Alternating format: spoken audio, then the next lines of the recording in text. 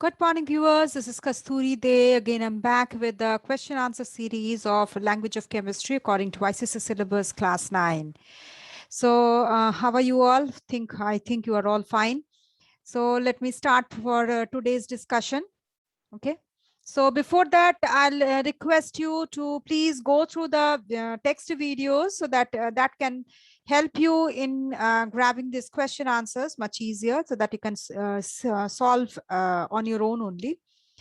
And for that, you need to stay tuned with me for getting new videos. Okay, you have to subscribe my channel and also press the bell icon so that you can get the notifications. Okay. And also, if you are liking the video, press the like button, share with your friends and colleagues. Okay, and so that they can also be benefited from these videos. Okay, so let me start with today's discussion. First question for today is, what is the limitation of the reaction which is given in the above equation? What was the above equation? Above equation was zinc reacting with hydrochloric acid to form zinc chloride and hydrogen. This was the last question which I stopped, where we need to get the information from the from this equation. And now what are the limitations of this equation? Okay, so the limitation of this equation is the time which is taking the reaction to complete, that is not given. What is the time taken to complete the reaction? That is not given here. Whether heat is given out or whether it is absorbed, heat is absorbed during the reaction, that is also not given here. That is whether the reaction is exothermic or endothermic. Then the rate at which the reaction is proceeding, that is also not given. The rate, the speed of the reaction, that is also not there. Whether the reaction is completed or it is not completed, that is also not clear from this equation. Okay, so these are the limitations of this reaction. Now, next question is sodium chloride reacting with silver nitrate to produce silver chloride and sodium nitrate. Okay, so for this, we need to, the question is write the equation. We need to write the equation, check whether it is balanced, or if it is not, then we need to balance it, and then find the weights of the reactants and the products. And also we need to state the law that this equation is satisfying. Okay, so first we write the equation, that is sodium chloride reacting with silver nitrate to produce silver chloride and sodium nitrate. See, silver chloride, that is NaCl, we're reacting with silver nitrate, that is AgNO3, to produce AgCl and NaNO3. Okay, so silver, chlorine, sodium, nitrate, all are having one valency. So here the equation is already been balanced. Okay, so no need to balance here. So next B question is already solved. Then we go to the C part, where we need to find the weights of the reactants and the products. So first, sodium is atomic mass is 23, chlorine 35, silver 108, nitrogen 14, 3 into 16. 16 is the atomic mass of oxygen. So that makes for the reactant side, it's 58 plus this one 170. That is making 228 on the reactant side. Now on the product side is silver chloride. So silver 108 plus chlorine, that's 35. And sodium nitrate 23 plus 14 plus 3 into 16. That makes 85. Okay. So 143 plus 85, that is also 228. That's the product side is also mass is 228, and the reactant side is also the mass is 228. So what do we see? What we conclude from this, the masses of the reactant and the product side, that both the masses are equal. Okay, the reactant side mass is equal to the product side mass. So that means the equation satisfies the law of conservation of mass or matter, you can say. The law of conservation of mass is satisfied in this equation. Okay. Then what information does the following chemical equation convey? That is zinc reacting with sulfuric acid to form zinc sulfate and water and hydrogen. So, okay, sorry, Zn plus H2SO4, ZnSO4 gives ZnSO4 plus H2. Then second equation is Mg plus 2HCl gives us MgCl2 and H2. From the first equation, that is zinc reacting with H2SO4 to form ZnSO4 and plus H2. So information is one molecule of zinc reacting with one molecule of sulfuric acid, hydrogen sulfate, that is sulfuric acid, to produce one molecule of zinc sulfate and hydrogen. Okay, it is an irreversible reaction. See, the arrow is pointing towards the product side. No arrow is there towards the reactant side. So this is a irreversible. This is an irreversible reaction. It informs about the molecular mass, that is 65 by weight, 65 parts by weight of zinc reacting with 98 parts by weight of sulfuric acid to produce 161 parts by weight of zinc sulfate and 2 parts of by weight of hydrogen. From where do I get these parts? These parts are we get from the zinc, which has an atomic mass of 65, sulfuric acid, that is hydrogen sulfate, that has a mass of 98. Then zinc sulfate having the mass of 161 atomic mass, that is when we calculate the atomic mass of zinc, sulfur and oxygen, we get 161. And hydrogen is 2 here in this equation, that is 2 atoms of hydrogen are produced.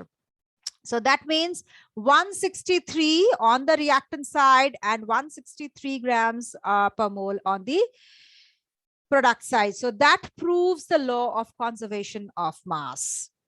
Okay. Next, we move to the next equation, that is magnesium. Mg plus 2HCl gives us MgCl2 plus H2.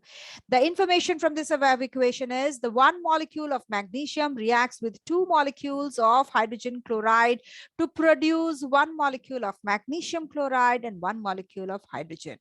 Again, it is an irreversible reaction because the arrow is pointing towards the product side only and no reverse arrow is there. So it is an irreversible reaction. It informs about molecular mass, that is 24 parts by weight of magnesium reacting with 73 parts by weight of hydrochloric acid or hydrogen chloride to produce 95 parts by weight of magnesium chloride and 2 parts by weight of hydrogen. Again, this atomic mass, if we calculate, we will see that 97 on the atomics, right hand side, that is on the reactant side, is equal to the 97 parts, 97 grams on the product side. That is equal. So this proves the law of conservation of mass. Now, what are polyatomic ions? And give 2 examples. Name and state the fundamental law that every equation must fulfill. Now, polyatomic laws are also called molecular ions. They are charged chemical ions. What are polyatomic ions? They are also called molecular ions. Okay. So polyatomic ions are molecular ions, the same thing. And they are, what are they? They are the charged chemical ions which are composed of 2 or more atoms covalently bonded or of a metal complex that can be considered to be acting as a single unit. Okay, they are charged chemical ions, the chemical ions which are in the charged form. Okay. And each of them are composed of 2 or more atoms which are covalently bonded. The bonding is covalent bond or of a metal complex that can be considered to be acting as a single unit. That can be considered as they are acting as a single unit. For example, carbonate. Carbonate is a polyatomic ion because 2 atoms, 2 different elements are there and different atoms are there. So they are combining and they are charged ions and they are acting as a single unit. CO3 2 minus. Okay, and again sulfate also 2 different elements are there in the atomic form having their charge and they are behaving as a single unit. Okay. The fundamental law which followed by every equation is the law of conservation of mass. And the law is, what is the law? The law is the law of conservation of mass, which states that that is a chemical reaction. In a chemical reaction, mass is neither created nor destroyed. Okay. Now, next is what is the valency of fluorine in CaF2, sulfur in SF6, phosphorus in PH3, carbon in CH4, nitrogen in the following compounds N2O3, N2O5, NO2, NO. Okay, then manganese in MnO2, copper in Cu2O, magnesium in Mg3N2, and copper. Okay, so Mg3N2. Okay, so first is fluorine in CaF2. What is the valency of fluorine in CaF2? Valency is 1. Because calcium, we know the valency is 2. So when we exchange the valencies while making a compound, then we see that that means the valency of calcium goes to fluorine and fluorine valency comes to calcium. So fluorine has 1 valency and calcium has 2 valency. So fluorine valency is 1. Sulfur, again the same thing. Sulfur has valency 6. Okay. As fluorine has valency 1, therefore sulfur is having the valency of 6. Phosphorus, hydrogen has the valency of 1, and therefore phosphorus is having the valency of 3. Okay. Then carbon in CH4, carbon is having the valency of 4. Nitrogen in the following compounds N2O3. Oxygen, we know the valency is 2, and nitrogen, so we will get the valency as 3. We're exchanging the valencies while making a compound. So we find that N has a valency of 3 and oxygen has 2. So N has a valency of 3. In the second part, second nitrogen compound, we get the nitrogen has a valency of 5. Third, the nitrogen has a valency of 4. Oxygen, we know, has a valency of 2, and nitrogen has a valency of 4. And if we, when we exchange the valencies and divide it by common factor, that is HCF, highest common factor, we would see that this oxygen, as we divide it by 2, common factor is 2, because nitrogen has a valency of 4, oxygen has a valency of 2. So by exchanging the valencies, we get N2O4. And then when we divide it by 2, that is the 2 is the HCF highest common factor of both the things, the 2 and 4. So we will get nitrogen N2, N1 and O2. So nitrogen is having the valency of 4. In the fourth option, that is NO, we get the oxygen has 2 valency, nitrogen has 2 valency. Therefore, nitrogen is having 2 valencies. When it is not showing any valency, that means they have the same valency, and that's therefore when we divide it with highest common factor, we get same valency. That is, as oxygen is having 2, so nitrogen will also be having 2 valency. Then manganese in manganese dioxide. Manganese has a valency of 4, because we know oxygen is having the valency of 2. Again, exchanging the valencies and then dividing it by highest common factor. So we will get that manganese is having the valency of 4. Copper in Cu2O. Okay, here oxygen we know has a valency of 2. So when we exchange the valency, we will say that copper Cu2O, it's written. That is, O is not having any valency, superscript written there. So, subscript written there. So we will consider that copper is having valency 1. Okay, so Cu1. Then magnesium in Mg3N2.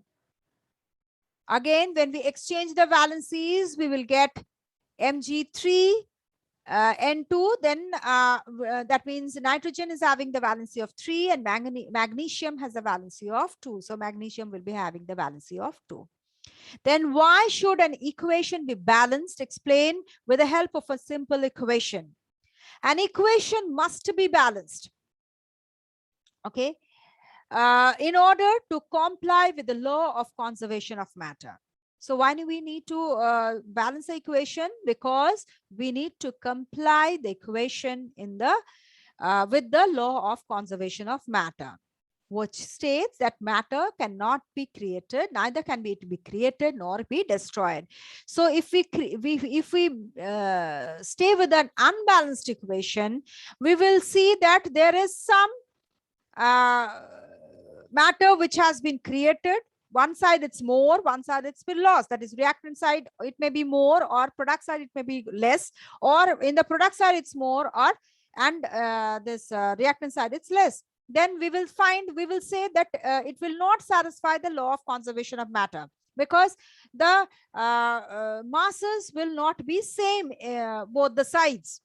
Okay, so to make the masses same on both the sides, we need to balance the equation so that it proves the law of conservation of matter, or you can say law of conservation of mass. In the equations, is the number of atoms of oxygen on both the sides is not the same. So for example, see, KNO3 gives us KNO2 plus O2. So reactant side, we get 3 oxygen atoms, and on the product side, we get 4 oxygen atoms. That means 1 less here on the reactant side. That means we can say that oxygen has been created, but this is not possible. Okay, so we, for that reason, we need to balance the equation. For that, we say that 2KNO3 will be equal to 2KNO2 plus O2. That means oxygen becomes 6 here, and then potassium 2, nitrogen 2, both the sides it's the same. Oxygen also here it becomes 6 on the reactant side, and the product side it also becomes 6.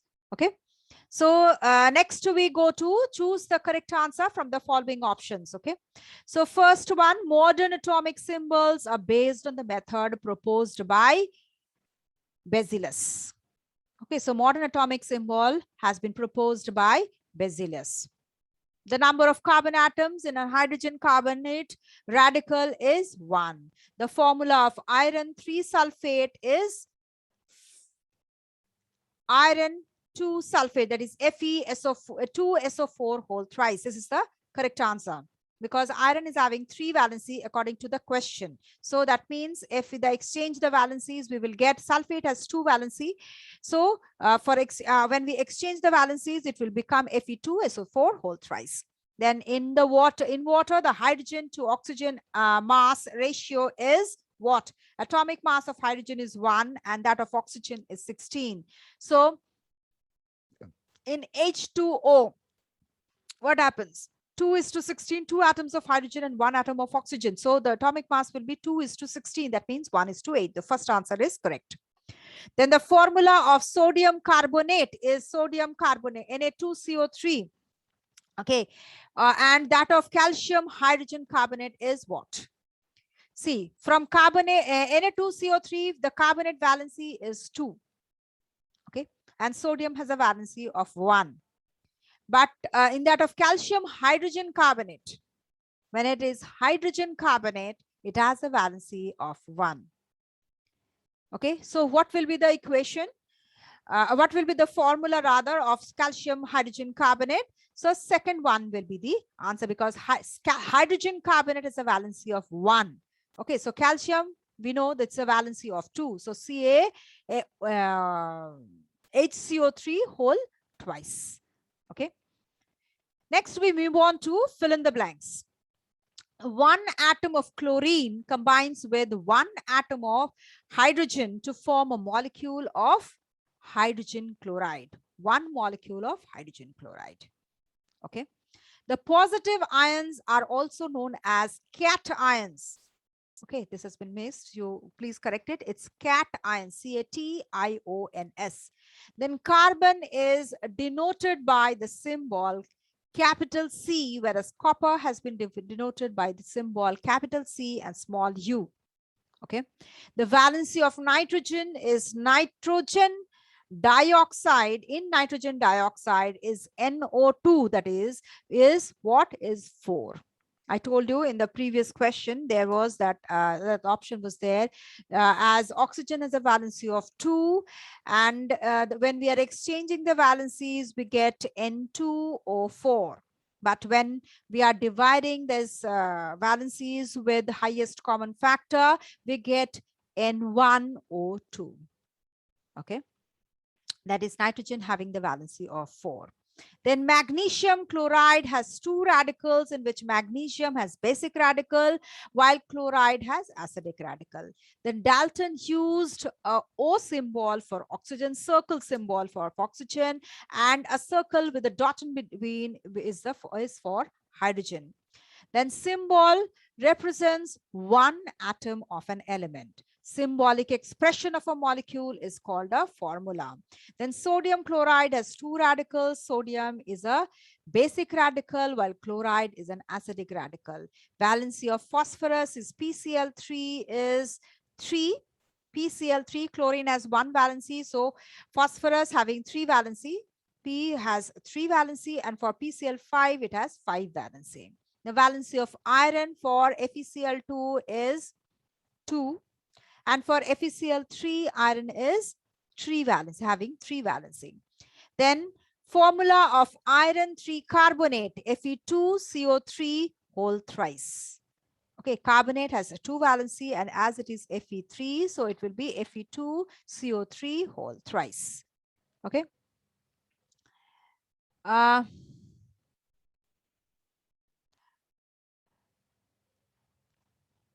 Okay, correct the following statements. We move on to this one. A molecular formula represents an element. No, it represents an element or a compound.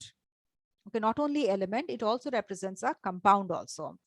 Then a molecular formula of water is H2O2. No, it's H2O. Then a molecule of the sulfur is monoatomic. It cannot be monoatomic, because to become a monoatomic molecule, it should have more, to become a molecule of sulfur, it has to be more than one atom. So it cannot be monoatomic. Monoatomic means having one atom. But sulfur, to stay exist, it has to be more than one atom. Okay. Now, CO, capital C, capital O, and capital C, small o, both represents cobalt. No, because capital C, capital O represents carbon monoxide, and capital C, small o represents cobalt. Okay. Next is formula of iron 3 oxide. Iron 3 oxide is FeO. False. It is Fe2O3. So iron 3 oxide means iron is having 3 valency.